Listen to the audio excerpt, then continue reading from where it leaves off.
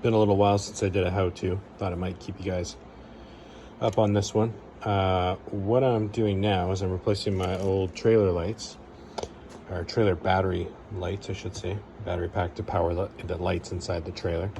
But I like to have it where when you plug the trailer into power, the 110, the lights continue to work and charge the battery. So previously I was doing that just with a diode, and it went just to like the lead acid battery, and it was a real simple thing.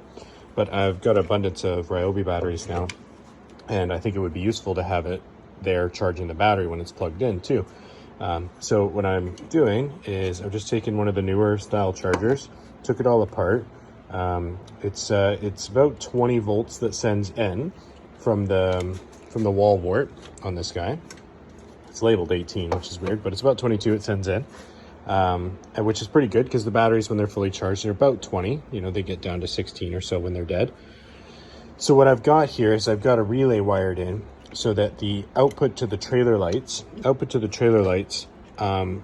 kicks back and forth to the battery or the wall wart, depending on whether the trailer has power or not. And this is the main part. This is what I want to get in here and show you guys how I wired this up in case anybody's interested to do the same. I'm not doing a diagram, nothing like that, but I'll call it out to what goes where, and hopefully if somebody's doing the same, they can follow this. So for starters, we have off the input lines, which these grounds are the same, the battery ground and the wall wart ground are the same. From the input lines, we just send those straight over to the coil feed on the relay. So plus or minus on the relay to trigger the relay. That's simple enough. The common ground on the relay goes out to the positive to the lights. The negative to the lights just comes from the same ground. Easy. The other one's also easy, but this is where you could mess it up. We take the power from the battery terminal, and that goes to the normally closed side. The normally closed. That way when it loses power, it's closed and it's attaching the battery. And then we take the other side, the normally open, and connect it to the AC. Simple as that. So when the AC clicks on, it turns on the relay, clicks it over to the normally open side, which then connects the power through the wall wart adapter, therefore giving us power from the 110 versus the battery. I'm gonna put it all back together, hook it up, check it out. All right, here it is. So, hook the multimeter up, check it out. So I got a dead battery here. It's actually a brand new battery, but dead. So it'll really give us the distinguishing factor in voltage. So we click that in, immediately 17 volts, perfect. Just like I said, pretty low for a dead battery.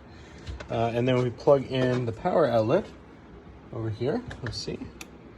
Hear that little click, and then we're getting on the AC power. And even if we disconnect the battery, we're back to normal. Well, actually, I just dropped down to like 18 there. There we go.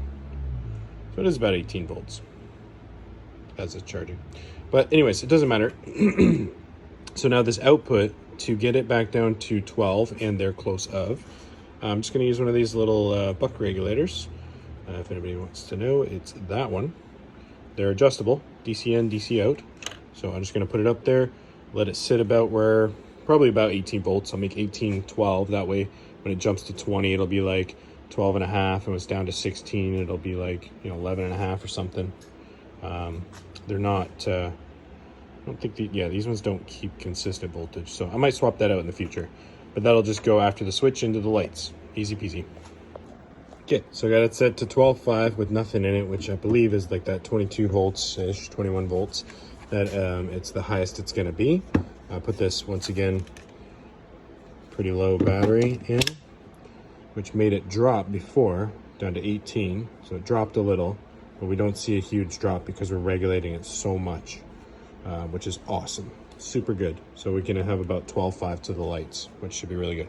Put some heat shrink on this. Gonna take it over the trailer and hook it up and see how it works. All right, and here it is, all mounted on the wall. That's the power adapter going straight in. Lights are on. Battery power, lights are bright. It's switched. I just gotta hook up the extension cord, make sure that part works. But all in all, that's the project. Should be a good job.